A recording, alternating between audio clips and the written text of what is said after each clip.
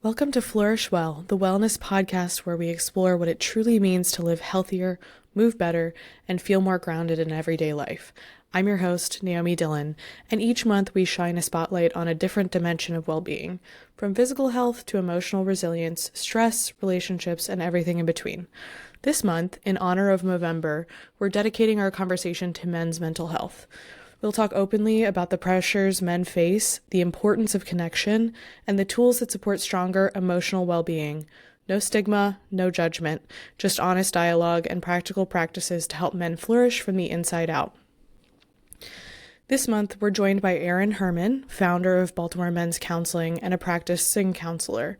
Aaron is deeply committed to helping his community grow by encouraging men to process their lived experiences and build healthier, more resilient lives. He also mentors and guides his team of practitioners, supporting them as they help others strengthen their internal world. Outside of his work, Aaron pursues his own growth through strength training, reading across a wide range of topics, and spending quality time with his wife and son. You can learn more about his practice at baltimoremenscounseling.com or on Instagram at Baltimore Men's Counseling. Thank you so much, Aaron, for being here today.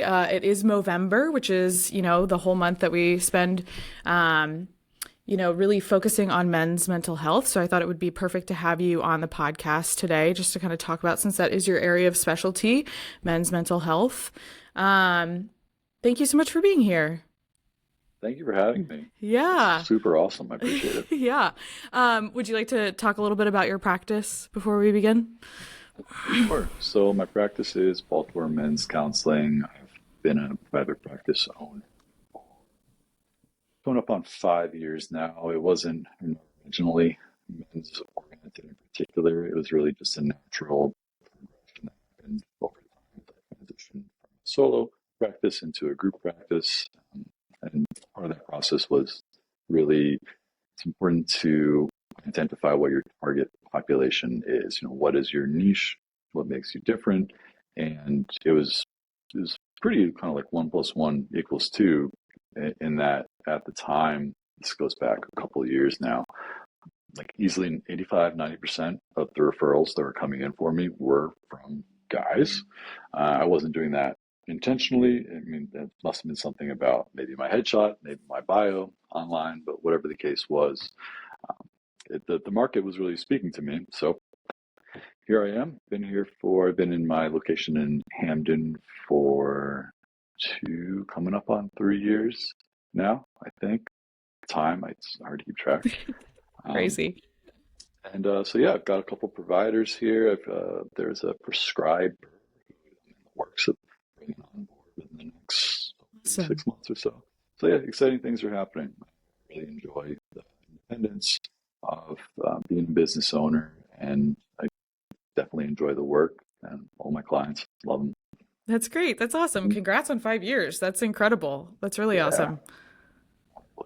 Yeah, wild. So that leads right into my first question for you. I've noticed like a trend in terms of how well people understand what physical therapy is since I graduated 6 years ago. I don't know, has it been similar for you in terms of, does it seem like more men are accessing mental health resources now in comparison to when you first graduated? And if yes, what do you think has led to this change? And if not, what stigmas do we need to work on as a community? Okay, I'll piece that apart. As far as seeking treatment, in the past, my answer is yes and no. I've never had a shortage of people reaching out, guys reaching out. Website, Psychology Today is a really big listing source for providers in the area. So I haven't personally experienced like a big boom in terms of referrals coming in. Since I started group practice, it's definitely been more, but I wouldn't say like a massive shift. At the same time, I know that the overall climate when it comes to mental health, but especially men's mental health, has definitely shifted since I came out of school, what, 8 years, 8 years ago now. Oh my goodness. So I definitely know that has shifted. and definitely expanded as far as access. And I don't know if I want to say affordability, but overall, I think just the number of people in treatment has increased.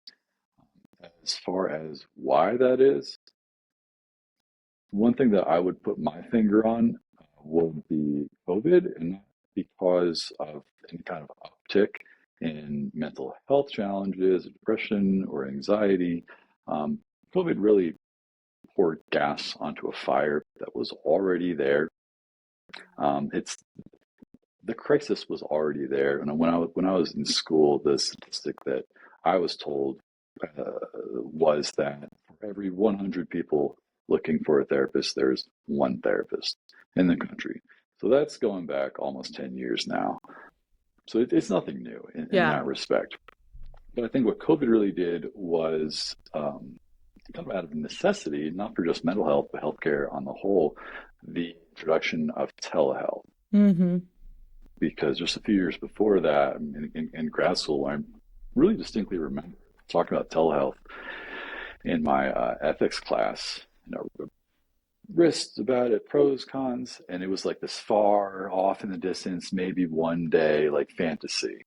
And then COVID comes, and I mean, pretty much overnight, I was working in community mental health at the time, and suddenly, boom, like everything is virtual. And so what that did in a really straightforward way was increase the accessibility.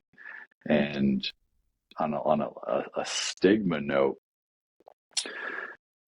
I think a stigma that has been there, I think in a big sense, but maybe for guys in particular, is the literal stigma of having to drive to the office, to walk into the place, to be seen like in public, and to sit in a room with another person.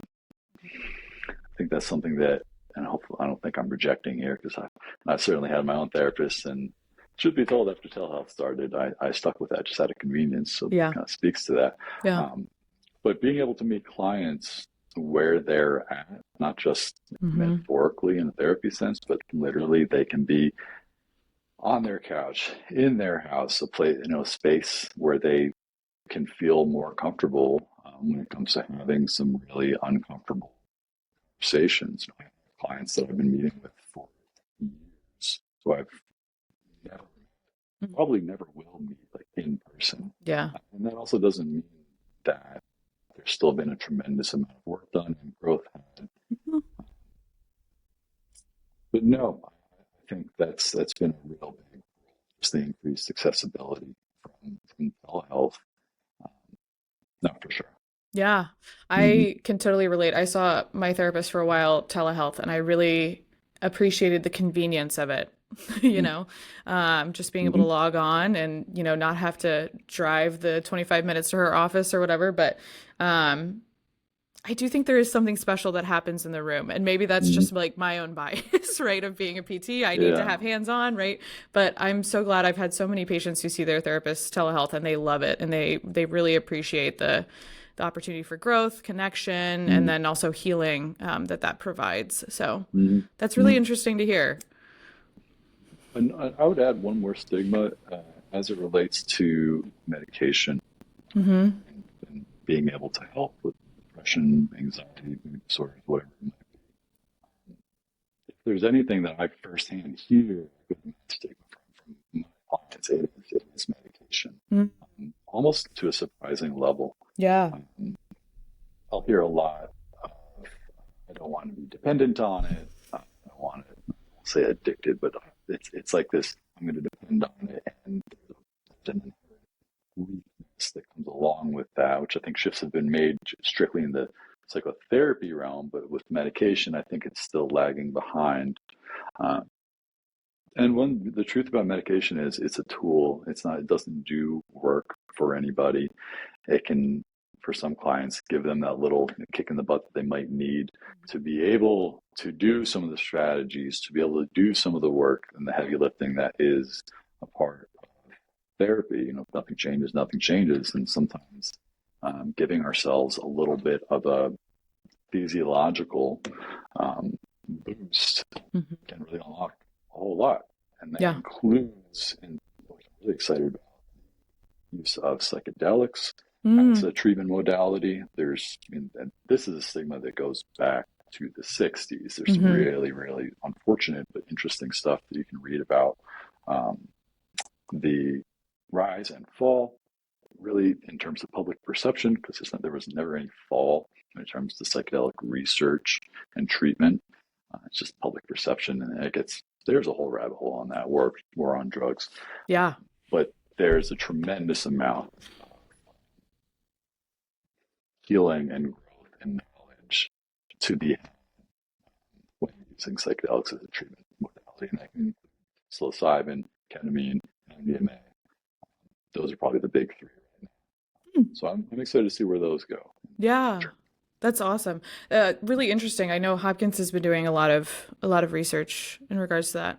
It's so interesting hearing you say that about the stigma of taking medications. I mean, I see that in my own realm in terms of like the question of birth control and things like that. But in the psych realm, like on a personal note, my dad is bipolar and he has been in therapy. He's been a big proponent of therapy. He's been in therapy my whole life, and he has been taking his medication my entire Mm-hmm. life. And he has always instilled like, if a doctor says you need to take it, then you take it. Mm-hmm. You know, Mm-hmm. so fascinating stigma, for the community to overcome as a whole. Interesting. I take medication. Yeah, me too. Woo! Right, It's exactly. not that. It's not as wild as I think a lot of people. And people have not the greatest experiences. Like that's valid, Hmm. and it's a hard truth to work through. And that's life. It's Yeah, not going to be perfect. It's not going to go how we want it to go. But what's important is important, and that does involve some bumps in the road. So 100%. Yeah. Well, I'm glad COVID has increased the accessibility of therapy. And I think it's awesome that you have a prescribing provider coming on. That's really great because that will hopefully increase that that access. Fingers crossed, knock on wood. So that kind of leads into my next question, which is if you do have a new male client who's coming in with kind of the shame surrounding like maybe what they've, it's been instilled in them, like you don't go to therapy or anything like that. How do you approach that if they're coming in as a skeptic? And how do you work with them to overcome that barrier? Mhm. So I find, as far as skepticism from the starting line, I don't think I find the most skepticism of there on the front end. If anything, it will come a little bit more into treatment, specifically when we start to talk about feelings and emotions and why they matter and what to do about them. Mm-hmm. Like guys who I find are very action oriented. Like if there's any question I hear the most, it's okay, but what do I do? Mm-hmm. Um, and then my answer will generally be something to the effect of, you're doing it right now Mm-hmm. and talking about it and getting another perspective on things and moving through like what it is you're experiencing in your body, in your mind. So the skepticism will really come from emotions and honoring them, Mm-hmm. holding a space, and not just a space, but time, like literal time to let a feeling in your body settle and be able to experience what it is. Feelings are called feelings because we feel them, right? It's not this abstract kind of idea. So getting guys to slow down, turn down the intellectualizing, the thinking through everything, which disconnects us from our emotions. And so yeah, no, getting them to slow down and try to just give the good word a chance. That can be, often is challenging. But in terms of how to work with them to overcome the barrier, I'm very upfront about it. I'm not here to try to convince anyone of anything. Right? I can only lead the horse to water.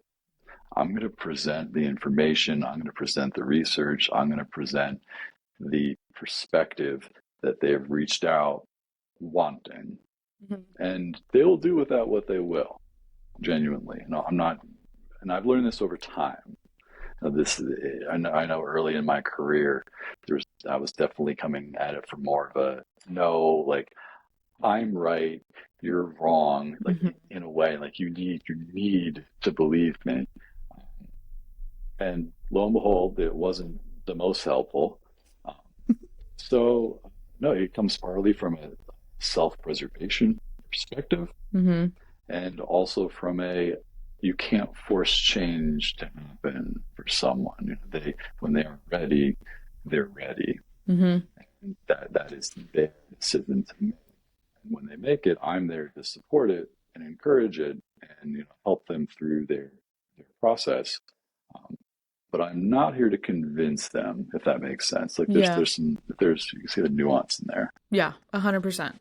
Mm. So it sounds like a lot of times people will come in with maybe like a to-do list or something, expecting a to-do list of like, here's the checklist that you can do to kind of like make it through this. And when you reach that, like, no, no, no, you just need to sit with your feelings and feel them and process them that way through conversation, through, a number of different modalities, then that's really the answer. It's not the like, oh, you can just like check this box and it's gonna make this feeling go away.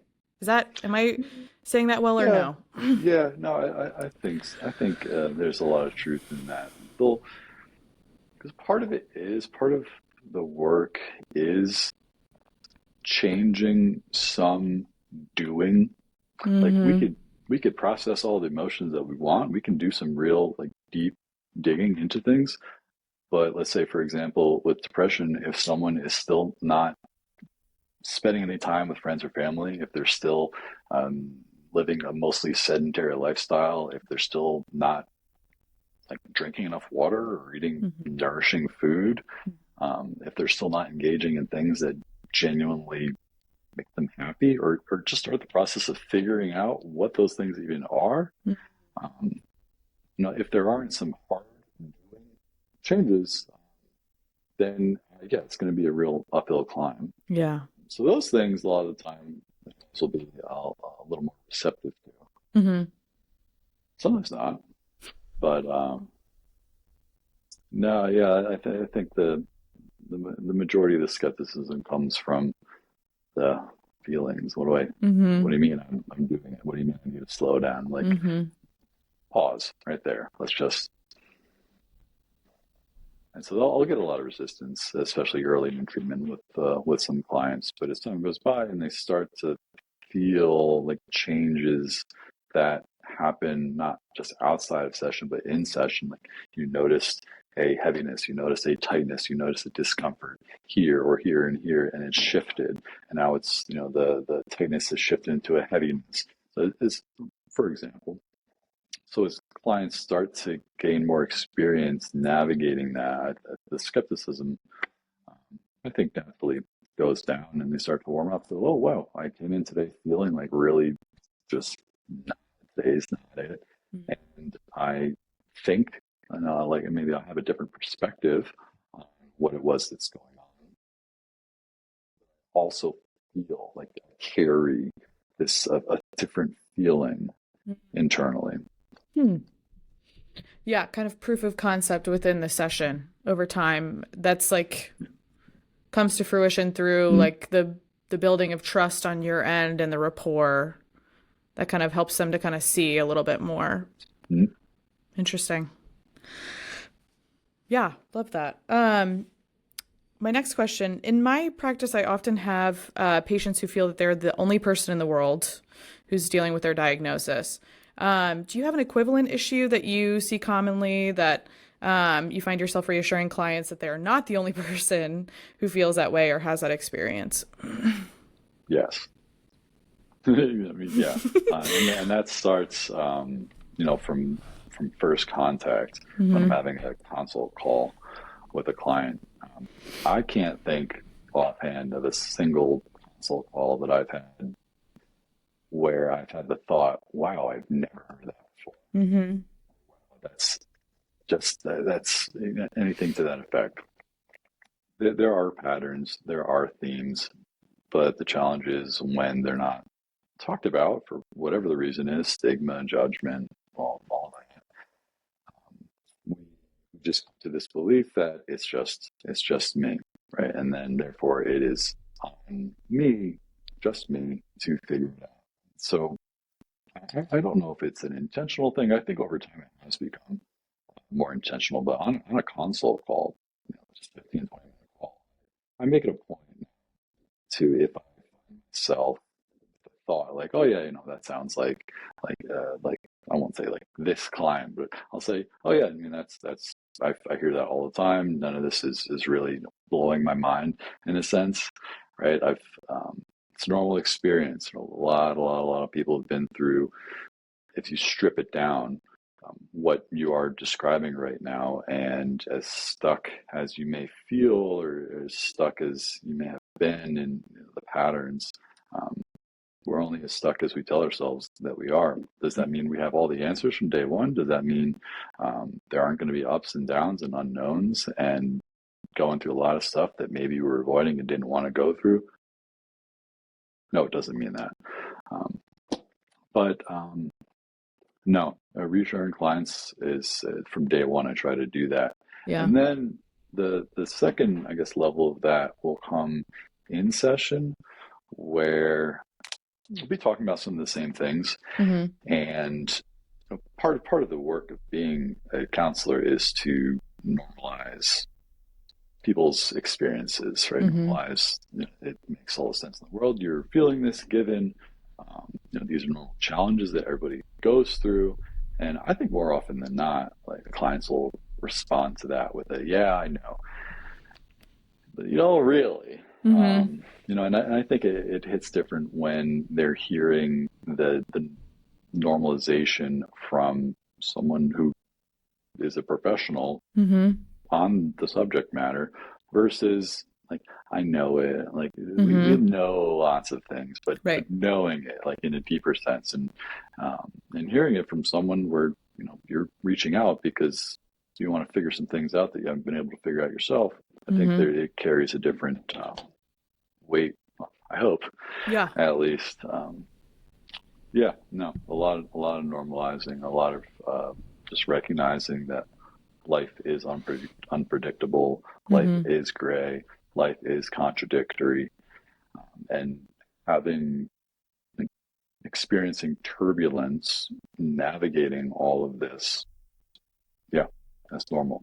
Yeah. That's going to happen. And just quite literally, in my 10 o'clock client, right before I got on the call, I was having this conversation in a way, saying how, yeah, you're approaching things in a very different way now, and you're having some bumps in the process. And Mm-hmm. it's maybe not going exactly how you thought it would or how you'd like for it to go due to reasons A and B. And zoom out. Yeah, of course this is happening. Yeah. And it's a lot of normalizing. Right? Growth is not linear. It's just Mm-hmm. it's this, this, and this, and that. Yeah, I mean, it literally just 15 minutes ago, I was having this conversation. Yeah, it's amazing how much of an impact that can have on someone. Like, I had a patient a couple weeks ago who came in with this chronic low back pain that they've been experiencing for, 10 plus years. And she comes in and I do her assessment. And I'm like, you have textbook da da da. And I just list out everything. And she's like, no one's ever told me that. I'm like, you fit the picture. Like, we know what to do. Now we just have to apply it into your life, right? And that's kind of the funny piece about what we do. Like, we have all these structures and everything that we generalize, but then we are generalized for the population, but then we have to individualize to our patient. And so kind of what you're talking about, like normalizing each person's situation makes a huge impact, I'm sure, in their course of care. Mm-hmm. No, Yeah. I definitely. I just really being able to take a deep breath. Oh, okay, it's not just me. Mm-hmm. It's failing Right. life, and this is a part of the ups and downs. It has to be. It has to be. Yeah. 100%. Mm-hmm. Building off of that, kind of as I just mentioned, but healthcare is often an interesting dichotomy. It's highly individualized while often having major commonalities between patients. What are three general things you find yourself repeating to people with depression or anxiety? Pick one, or you can do both. Mm, like three things. One, one. So when it comes to feelings, emotions, I'm very big on the difference between those two things. I won't count that as maybe one of these, but there is a difference. So feeling is what we feel, right? Discomfort, um, tightness, heaviness, butterflies in the stomach, right? Those are feelings. Emotions are the label that we put onto that set of feelings. Mm. So sometimes I can be a stickler about those things, and sometimes I even use them interchangeably. Like I'd be lying if I said I was always, gung ho about it. But on that note, something that I'm saying all the time in reference to feelings, emotions, whatever one it is, they're not problems to be solved. They're experiences to be had. Like I'll say, the problem isn't that you're feeling sad or worried. The problem is you think it's a problem that you are feeling sad or worried, and that this isn't a normal part of life for every single person. Human history, sooner. Yeah. So that's definitely one. Okay. Another one, self saying, mm, comparison. Comparison is the thief of joy. Very rarely are we comparing upwards. Well, no, downwards. Mm-hmm. We're usually comparing upwards and just looking at what I don't have, like it. Very, very rarely does we will like a thought process or a comparison to someone else or something else, feeling better about ourselves. Mm-hmm. I just don't see it all that often. Yeah. So that'd definitely be a second one. And as far as a third, something that I find myself saying,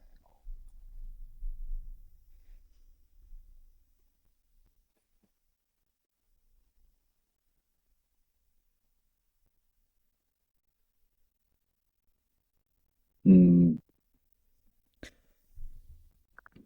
It's tough. go ahead. What are It's you going to tough. say? No, no, no. I was just gonna say it's tough.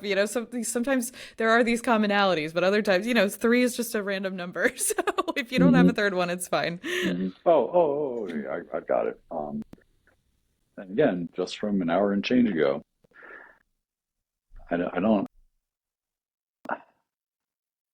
do what I'll say very often is you need to not be so hard on yourself in so many words. Generally, I'm Mm-hmm. not saying you need to, or I think you should, Mm-hmm. but that general idea, the questioning. So, how well is all this heavy-duty self-criticism and judgment helping? Mm. Your situation where you're at now? Very rarely do I get, no, it really is. It's 9 times out of 10. It's, well, it's really not. You're like, Yeah. hmm. Surprising. Yeah. Yeah. That is a very, very common one. Yeah. I love all three of those, and it feels like they're rooted in our expectations of ourselves. All three of them. Yes. And how we measure up to our own expectations and where that dissonance is and how we overcome that.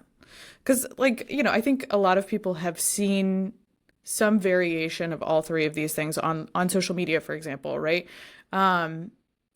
But it's true, right? That's why people say it. It's just applying that context to your own situation, right? Like Mm-hmm. that's the power behind it. Mm-hmm. And that's where Mm-hmm. having a good provider makes the difference, right? Is can we connect those dots? Yeah, I'm saying all the time, number four, we can know things Mm-hmm. intellectually, like, yeah, I know. And then we can embody a knowledge. Like we can know it like spiritually in a way. Mm-hmm. And the way that we come to this deeper knowing is by doing, is Mm-hmm. by the work, is by the belief. Like I don't know where this is going to go necessarily, or how I'm going to get from A to Z, but I'm going to go from A to B to C, and it's going to take me where it's going to take me, and really trusting ourselves that. And I was having this conversation yesterday. Trust in yourself Mm-hmm. that you will be able to figure this out as you move through it, and that you don't, and that doesn't depend on having all of the answers ahead of time. Mm-hmm. Yeah. And I think that kind of goes back to the skepticism question also, right? It's like it's similar Mm-hmm. in PT. People come in with an expectation of you're just going to tell me what to do and that's going to fix my problem. And that's not the reality of either form of therapy, right? Like we need to work together. My job is to be your guide. But my job is to give you agency again in your own life, Yes, to help you find the agency, not give, to help you find the agency in your own life. yes, yes. I think this is why I love referring to mental health providers is because like I can't do my job without you.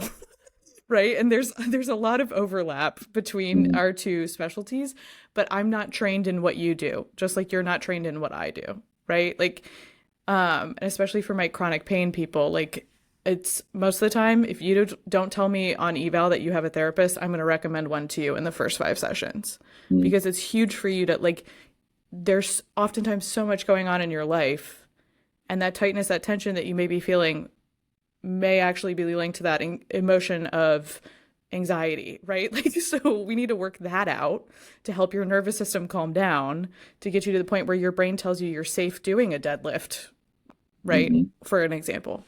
Mm-hmm. Anyway, mini PT rant there. Anything else that you find yourself commonly saying, or those 4 are great? Oh, there's. I'm always saying to clients like I have lots of little quips and sayings and things like that. Um, I think those are probably the some of the most important Love it. So, emotions are not problems, they're experiences to be had. Comparison is the thief of joy. You need to not be so hard on yourself. ones. um, and then the fourth one, I don't know that I got my notes down right, but we can know things and we can embody them by doing them. So trust in Yes. yourself. Is that Yeah. Yeah. accurate? Yeah. Love it. So you'll be able to figure it out. Yeah. Yeah. Yeah, 100%. All right, final question, and this is a little bit personal, but thank you for allowing it. Hmm. You now have a son, and you have another on the way. Congratulations. Yeah. What wisdom from your experience, both as a therapist, but also just as an adult human who has gone through many different, stages of life, what advice or life lessons have you learned that you want to pass on to your kids?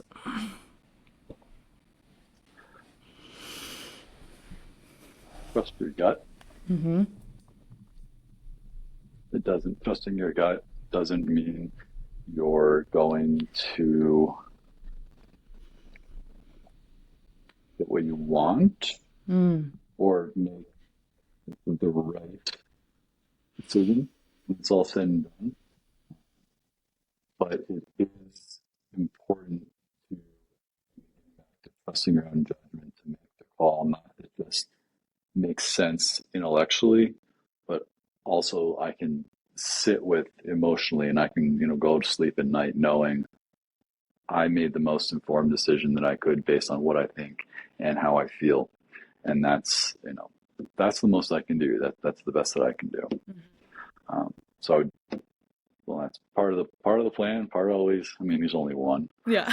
So I guess I Some can time only, on that. Yeah. yeah, on that one. But one that is really important that we are teaching is, like I was saying before, the idea of not just idea of practice of feelings aren't problems to be solved, right? They're experiences to be had. So I mean, he is freshly one. So dozens of times per day. He's getting upset about something, fussing about something else.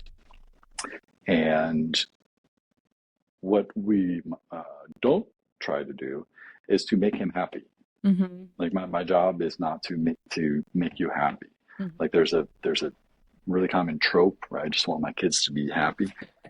I don't think that's healthy whatsoever. Because life is not about being happy. Life is about experiencing the full spectrum of emotions. And yeah, happiness is part of it. And like a fairy tale world, could we be happy all the time? Maybe, but that's just not reality. Mm-hmm. So, it's been super, super important for me from day one, and it's not changing anytime soon, is he's upset about something. What was one from yesterday? He probably wanted an apple, or he probably was holding something and he wanted to hold something else in the moment. Walking away from it. I don't know. There's always something. Yeah. But he's upset about not getting his way in some capacity. I'd be like, oh, you have big upsetness right now. I see that. I get that. And to continue walking upstairs to change the diaper. Mm-hmm. Hates getting his diaper changed. Fuss and fuss and fuss and fuss. I know you're upset about it, and it's what we need to do here. Mm-hmm. That is a really big one. And learning, helping him learn how to regulate his emotions and how to move through it. Like I'm trying to do with all my clients, right? These normal things come up. A lot of babies don't like having their diapers changed. And in doing that, you have upsetness. Mm-hmm.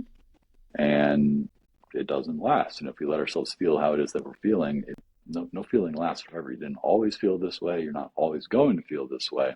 Right. Learning how to navigate that. And, again, built into that is normalizing and validating, and just trying to support him to be certainly physically, but also emotionally healthy young man as he grows up in this ever-changing, chaotic, scary world. Crazy world. Yeah. I love that. I think those are two huge components of being a well-rounded human. That's awesome. That's great. I love it. Any final thoughts, anything that we missed talking about that you love to talk about or can rant about anytime? Things that I love to talk about. I love to talk about how change is possible. And I love to talk about I love to talk about the importance of reflection and zooming and looking at ourselves and our lives from the perspective. Not all the time, because we can do that in a minimizing way. Mm-hmm. Like, it's not that bad. That's also dangerous to minimize and validate.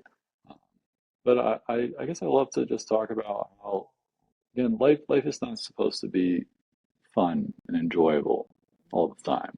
Right? It's never been a part of life. It never really will be. But again, life is gray. Life is sometimes. Life is usually, rarely. It's sometimes we're going to feel happy. Sometimes we're going to feel sad. Sometimes we're going to feel ashamed or guilty or lonely or have joy and excitement. Right? It all matters. Right? It's you've got the box of crayons. None of the crayons are good or bad. They're just different. Yeah. And they all, they all have their place and they all have their value. Mm-hmm. Yeah. Through my own personal journeys, I know that I've made a lot of people uncomfortable just being like, you know what, it's fine. Like, not trying to minimize what's going on in my life, right? Just like, this is the way it is right now, and I'm going to continue to move through that. And like, that oftentimes makes people uncomfortable, right? Like, we've been sold a lie of it's supposed to be happy-go-lucky all the time. So that's huge. One other thing that I love to talk about, this might seem a little backwards, but I love to talk about not work.